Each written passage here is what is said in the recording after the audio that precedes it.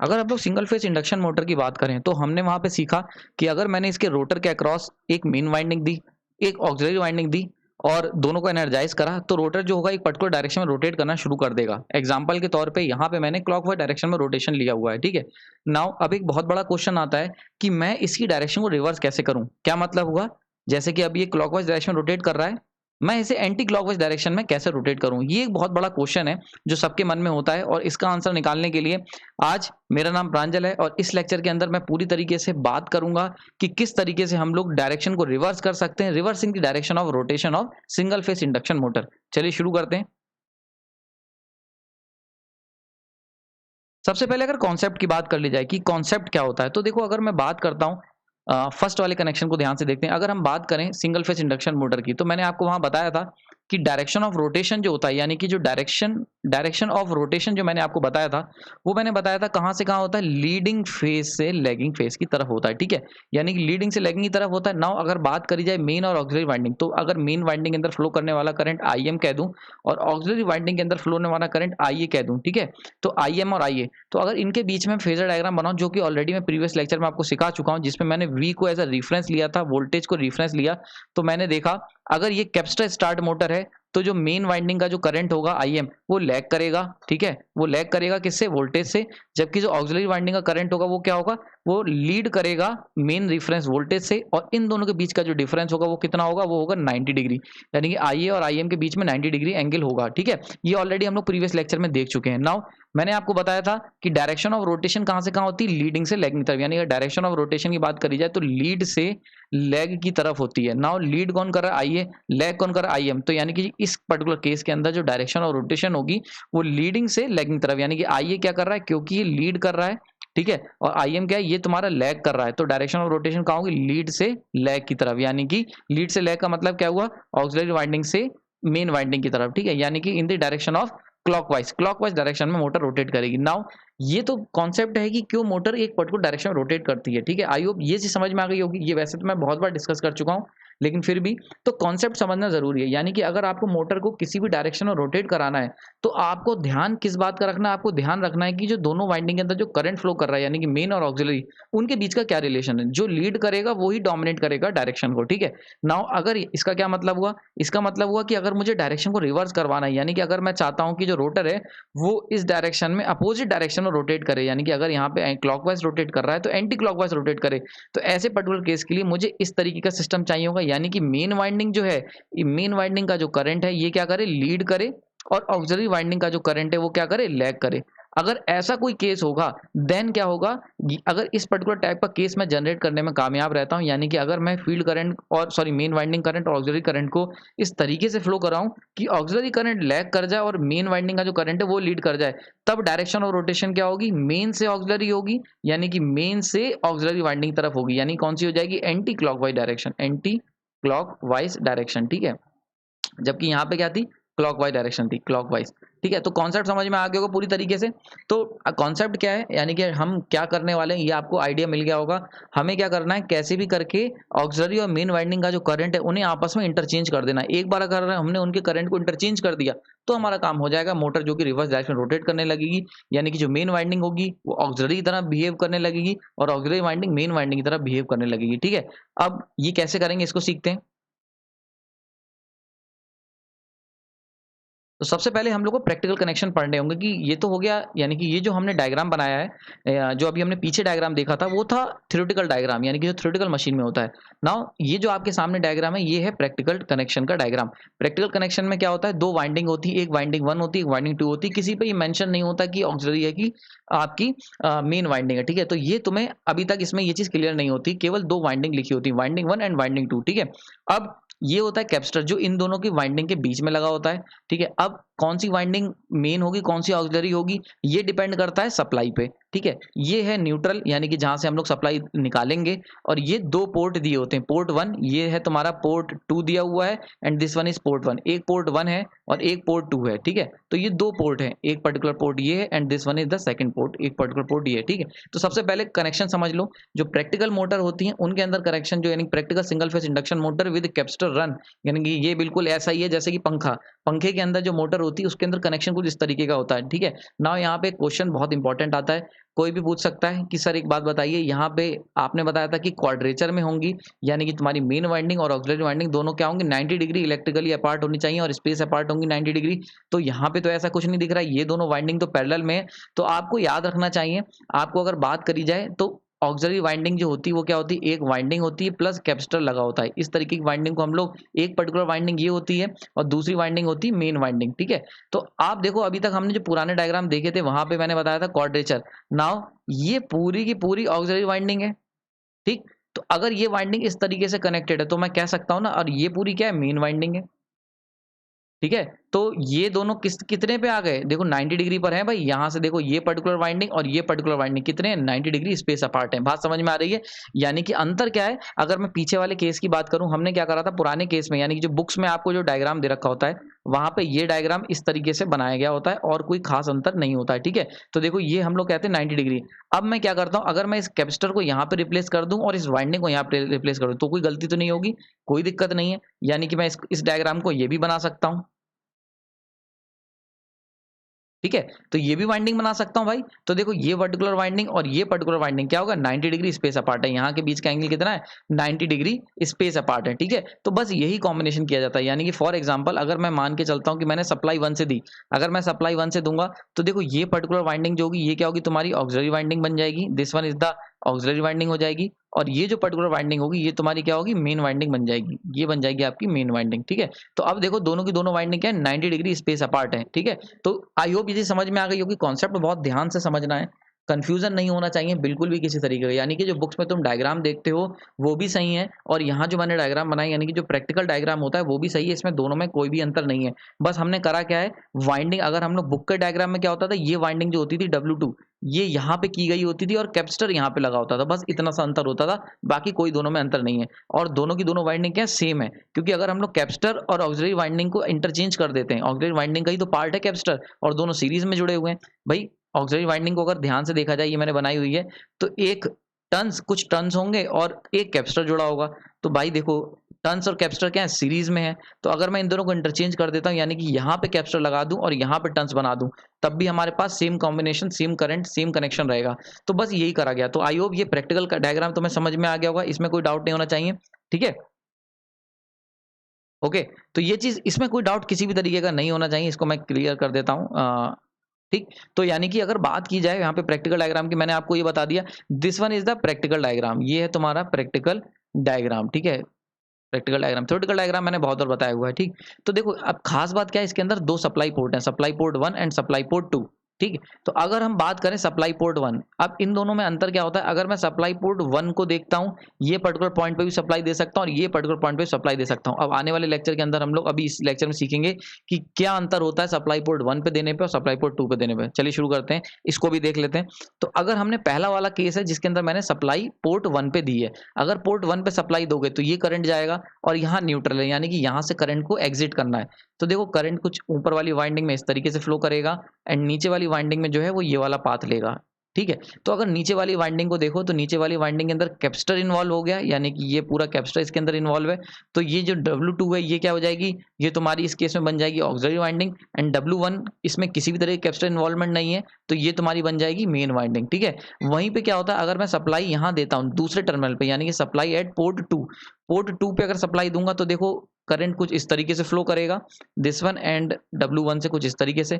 Now अब देखो, अगर आप ध्यान से देखो तो वाइंडिंग 1 जो है इसके अंदर कैपेसिटर इन्वॉल्व हो गया, यानी कि वाइंडिंग 1 और कैपेसिटर एक साथ सीरीज में आ गए, जबकि वाइंडिंग 2 जो होगी वो सेपरेट हो गई। तो ऐसे केस में वाइंडिंग 2 क्या हो जाएगी, ये तुम्हारी मेन वाइंडिंग बन जाएगी और वाइंडिंग 1 जो है ये तुम्हारी क्या बन जाएगी, ये आपकी बन जाएगी ऑक्सिलरी वाइंडिंग। नाउ कॉन्सेप्ट समझ में आ गया। यानी कि अगर मैं सप्लाई पोर्ट को चेंज कर देता हूं तो सप्लाई पोर्ट को चेंज करने से कैपेसिटर की इन्वॉल्वमेंट बदल जाएगी। सप्लाई 1 पे देने पे कैपेसिटर जो होगा वो वाइंडिंग 2 के अंदर इन्वॉल्व हो जाएगा और सप्लाई 2 पे देने पे कैपेसिटर जो है वो वाइंडिंग 1 के अंदर इन्वॉल्व हो जाएगा। तो ऐसे केस में जिस भी वाइंडिंग के अंदर कैपेसिटर इन्वॉल्व होगा, यानी कि वाइंडिंग प्लस कैपेसिटर, ये जब भी होगा तो ऐसी कॉम्बिनेशन क्या कहलाएगा, ऑक्सिलरी वाइंडिंग। और केवल वाइंडिंग जो होगी वो क्या कहलाएगी, मेन वाइंडिंग, ठीक है। तो कॉन्सेप्ट समझ में आना चाहिए, कनेक्शन, प्रैक्टिकल कनेक्शन समझ में आने चाहिए आपको, ठीक है। तो हमने क्या करा है, यानी कि जिस भी केस में कैपेसिटर इन्वॉल्व होगा वो ऑक्सिलरी वाइंडिंग बन जाएगी और जिस केस में कोई कैपेसिटर इन्वॉल्व नहीं होगा वो तुम्हारी मेन वाइंडिंग बन जाएगी। नाउ अगर पोर्ट 1 पे अगर सप्लाई दोगे तो W1 जो है वो main winding and W2 is the auxiliary. Now port 2 पे दोगे तो पोर्ट 2 पे देने पे क्या हो जाएगा, W2 is the main winding and W1 is the auxiliary winding. यानी कि देखो मैंने तुम्हें बताया था ऊपर, हमने ये चीज सीखी थी कि अगर हमने ये देखा था, ये हमारा this one is the voltage V, और हमने देखा था एक था ऑक्सिलरी करंट IA और एक था हमारा मेन करंट IM। तो हमने देखा था डायरेक्शन ऑफ रोटेशन क्या होगा, ऑक्सिलरी से मेन की तरफ होगा। क्यों? क्योंकि ऑक्सिलरी वाइंडिंग जो भी होगी वो हमेशा लीड करेगी और मेन वाइंडिंग जो भी बनेगी वो हमेशा लैग करेगी। ठीक है, तो ये कॉन्सेप्ट मैंने शुरुआत में आपको बता दिया था, कई बार बता चुका हूं। तो देखो अब यहाँ पे डायरेक्शन ऑफ रोटेशन देखा जाए तो डायरेक्शन ऑफ रोटेशन देख लो, यानी कि this one is the main winding and this one is the auxiliary winding. तो डायरेक्शन ऑफ रोटेशन हमेशा कहाँ होता है, ऑक्सिलरी से मेन। यानी कि ये वाला जो पर्टिकुलर रोटर है ये किस डायरेक्शन में रोटेट करेगा, ऑक्सिलरी से मेन, यानी कि क्लॉकवाइज। यानी कि ये वाला रोटर क्लॉकवाइज मूव करेगा। ठीक है, और इस पर्टिकुलर केस की बात करें, यानी अगर सप्लाई 2 की बात करते हैं तो इस केस में देखो W1 जो है ये तुम्हारी क्या बन गई, ये आपकी बन गई auxiliary winding and W2 is the main winding. अब डायरेक्शन ऑफ रोटेशन कहाँ होगा, हमेशा ऑक्सिलरी से मेन वाइंडिंग की तरफ। तो ऑक्सिलरी वाइंडिंग कौन सी है, W1 है। तो अब की डायरेक्शन ऑफ रोटेशन क्या होगा, W1 से W2, यानी कि क्या हो गया, एंटी क्लॉकवाइज, एंटी क्लॉकवाइज। ठीक, तो आई होप समझ में आ गया होगा किस तरीके से काम करता है। यानी कि इसको साफ कर देते हैं। ठीक है, इसका क्या मतलब हुआ, यानी कि अगर तुमने इस पर्टिकुलर पोर्ट से, यानी कि अगर आपने पोर्ट 1 से सप्लाई दी, ठीक है, तो ऐसे केस में जो डायरेक्शन ऑफ रोटेशन होगा वो कुछ इस तरीके का होगा, यानी कि क्लॉकवाइज होगा। जबकि अगर तुमने पोर्ट 2 पे सप्लाई दी, पोर्ट 2, तो ऐसे केस में जो डायरेक्शन ऑफ रोटेशन होगा वो ये होगा, यानी कि एंटी क्लॉकवाइज होगा। ये तुम्हारा एंटी क्लॉकवाइज और ये आपका हो गया क्लॉकवाइज। ठीक है, तो बिल्कुल यही कॉन्सेप्ट हम लोग का पंखे में होता है। यानी अगर तुमसे कहा जाए कि तुम्हें पंखे को रिवर्स डायरेक्शन रोटेट करना है, तो आप क्या करो, जिस पोर्ट पे सप्लाई दे रहे हो, यानी कि 2 वाइंडिंग के पोर्ट है, जिस पोर्ट पे सप्लाई दे रहे हो वहां से हटा के जो एक पोर्ट है दूसरा वाला पोर्ट 2 पे कनेक्ट कर दो। जैसे ही तुम सप्लाई को पोर्ट 1 से हटा के पोर्ट 2 पे कनेक्ट करोगे तो पंखा तुम्हारा रिवर्स डायरेक्शन में घूमने लग जाएगा, बशर्ते इंपॉर्टेंट चीज ये है कि जो न्यूट्रल है वो अपनी जगह फिक्स रहे। ठीक है, अभी मैं बताऊंगा ऐसा क्यों कह रहा हूं। ठीक है, तो सिंपली कॉन्सेप्ट समझ में आ गया होगा। यानी कि जो प्रैक्टिकल कनेक्शन होते हैं, देखो अगर थ्योरेटिकल कनेक्शन की बात की जाए तो थ्योरेटिकल कनेक्शन में देख के बता सकते हो इजीली कि कौन सी ऑक्सिलरी है और कौन सी मेन वाइंडिंग है। और उसमें प्रैक्टिकल कंडीशन की अगर बात की जाए तो ऑक्सिलरी और मेन वाइंडिंग जैसा कुछ नहीं होता, 2 वाइंडिंग होती है, वाइंडिंग 1 एंड वाइंडिंग 2। जिस वाइंडिंग में कैपेसिटर कनेक्ट होगा, जिस वाइंडिंग के अंदर फ्लो होने वाली सप्लाई जो होगी वो कैपेसिटर से पास होती हुई आएगी, वो वाइंडिंग ऑक्सिलरी वाइंडिंग हो जाएगी। यानी कि ये जो मैं कह रहा हूं उसको लिख देता हूं, यानी कि जिस भी वाइंडिंग के अंदर सप्लाई जो होगी, जो सप्लाई करंट है वो पास होगा वाइंडिंग प्लस कैपेसिटर से, ये पर्टिकुलर टाइप की जो वाइंडिंग होगी ये तुम्हारी ऑक्सिलरी बन जाएगी। और ये क्या करेगी, ये लीड करेगी और यही तुम्हारा डायरेक्शन को डिटरमाइन करेगी, यानी कि यही क्या करेगी, गवर्न करेगी डायरेक्शन ऑफ रोटेशन को। ठीक है, वहीं पे जिस जिस वाइंडिंग के अंदर सप्लाई जो है वो तुम्हारी केवल वाइंडिंग से पास होगी, ये ऐसी वाइंडिंग तुम्हारी क्या बन जाएगी, मेन वाइंडिंग बन जाएगी। ठीक है, तो आई होप कॉन्सेप्ट समझ में आ गया होगा। मैंने बहुत ईजी तरीके से आपको समझाने की कोशिश करी है। कंफ्यूजन मत करना, किसी भी तरह की कंफ्यूजन नहीं होना चाहिए इस केस में।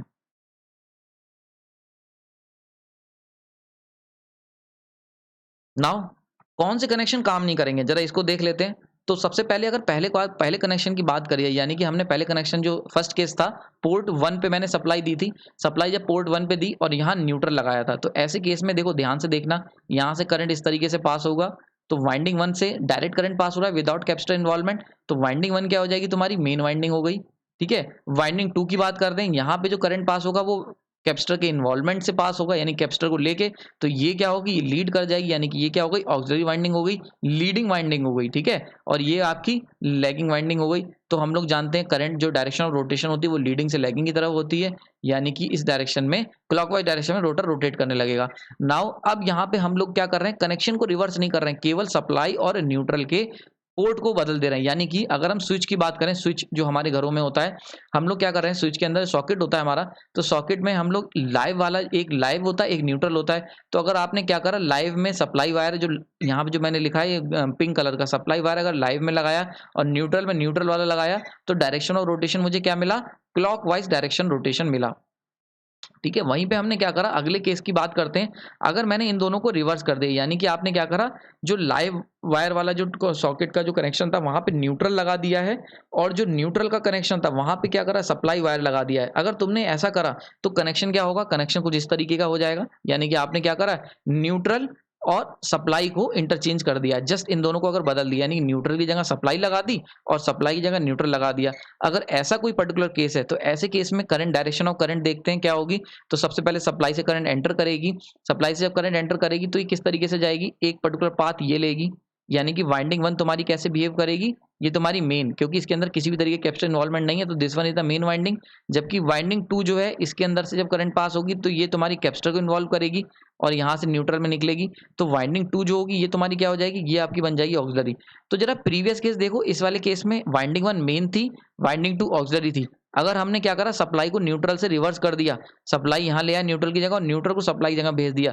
अब भी देखो वाइंडिंग 1 तुम्हारी मेन है और वाइंडिंग 2 तुम्हारी क्या है, ऑक्सिलरी वाइंडिंग है। यानी कि दोनों के दोनों केसेस में सेम कनेक्शन रहा, कॉम्बिनेशन सेम रहा, यानी कि वाइंडिंग 1 दोनों ही केसेस में, यानी कि इस पर्टिकुलर केस में और इस केस में, दोनों ही केसेस में वाइंडिंग 1 मेन और वाइंडिंग 2 ऑक्सिलरी रहेगी। यानी कि डायरेक्शन ऑफ रोटेशन हर बार क्या रहेगा, सेम रहेगा। यही रीजन होता है कि आप जो पंखा, आपके घर में पंखा लगा होता है, अगर तुम उसका जो सप्लाई टर्मिनल्स हैं उसको इंटरचेंज कर दो, यानी कि अगर तुम्हारे पंखा है, फॉर एग्जांपल अगर आपके घर में फैन है और उसको ये तार गया है, उसके अंदर से ये 2 तार निकले हुए हैं, ठीक है। अगर तुम एक बार इसको लाइव मान लो, इसको न्यूट्रल मान लो, अगली बार क्या करो, इसको लाइव मान लो और इसे न्यूट्रल, यानी कि अगर आप पंखे के स्विच को रिवर्स करके लगा देते हो, पंखे के जो 2 तार आ रहे हैं उन्हें रिवर्स करके लगा दोगे सॉकेट में, पंखे की डायरेक्शन रिवर्स नहीं होगी। इसी वजह से जो तुम्हारा पंखा होता है वो रिवर्स डायरेक्शन में रोटेट नहीं करता है। तो आई होप ये चीज समझ में आ गई होगी। बहुत सारे मेरे पास क्वेश्चन आते हैं, काफी लोग पूछते हैं कि अगर हम लोग डायरेक्शन रिवर्स कर रहे हैं तो पंखे की डायरेक्शन रोटेट होने की रिवर्स क्यों नहीं हो रही, अगर हम लोग लाइव को न्यूट्रल और न्यूट्रल को लाइव में लगा दे रहे हैं, ठीक है। तो आई होप ये कॉन्सेप्ट समझ में आ गया होगा। यानी कि अगर तुमने पॉजिटिव सप्लाई और न्यूट्रल को आपस में इंटरचेंज करा, ठीक है, तो ऐसे केस में कभी भी डायरेक्शन ऑफ रोटेशन रिवर्स नहीं होगा, ठीक है। डायरेक्शन ऑफ रोटेशन रिवर्स करने के लिए तुम्हें पोर्ट चेंज करना पड़ेगा, यानी कि पोर्ट 1 और पोर्ट 2 इनके बीच में चेंज करना पड़ेगा सप्लाई टर्मिनल को, ना कि सप्लाई और न्यूट्रल को। यानी सप्लाई और न्यूट्रल को अगर आपस में इंटरचेंज करोगे तो कोई फर्क नहीं पड़ेगा। नाउ लास्ट पार्ट, बहुत सारे लोगों को कंफ्यूजन हो जाता है डायरेक्शन ऑफ रोटेशन में। क्या कंफ्यूजन होता है उसको देखते हैं।